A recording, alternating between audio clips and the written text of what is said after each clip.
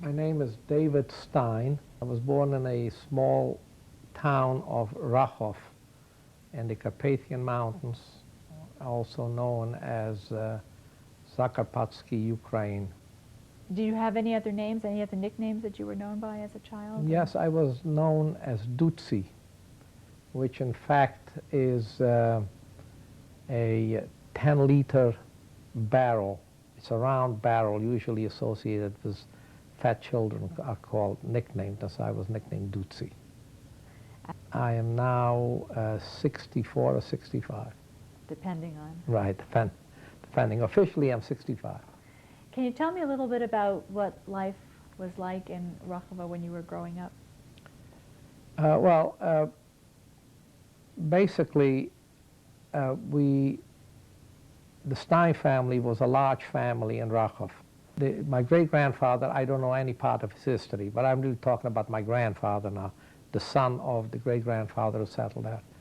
And his name was David, and he married Gittel. And they had 7 sons and 2 daughters. And everybody lived in the Carpathian region of Rachov and were engaged in farming, which was very unusual for Jewish people, but it really wasn't that unusual in that particular region because land, basically they were granted land, so they made use of the land. We had an apple orchard, also vegetable farms. We had cows and chickens and lambs. What did your father do? My father and his older brother were artisans. The local population wore ceremonial vests, which were made out of sheepskins. So what they would do, they would slaughter the sheep. They would then cure the skins and make them pure white. And they would cut the sheepskin into a vest. And the entire vest was embroidered.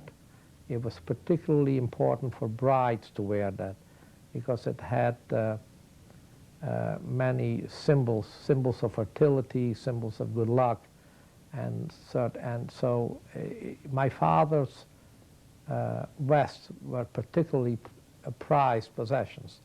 A vest of that nature would take somewhere between 8 and 9 months of work, so that not too many were produced.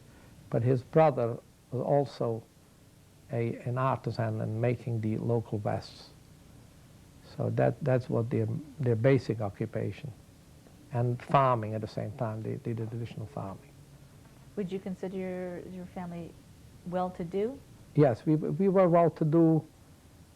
We had our own houses, and we had the main house, and we had no shortage. I don't remember any shortage of food.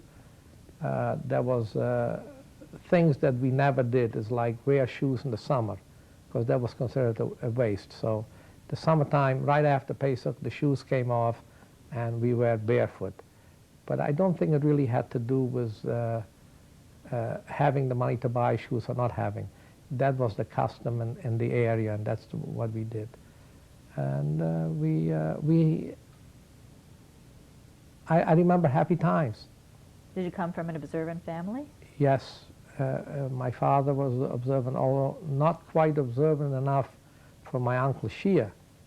He really was an observant Jew, and then there was some friction as regards to that. But he was observant. He had a beard, not a full-grown beard, more beard like mine, a little bit more grown than that.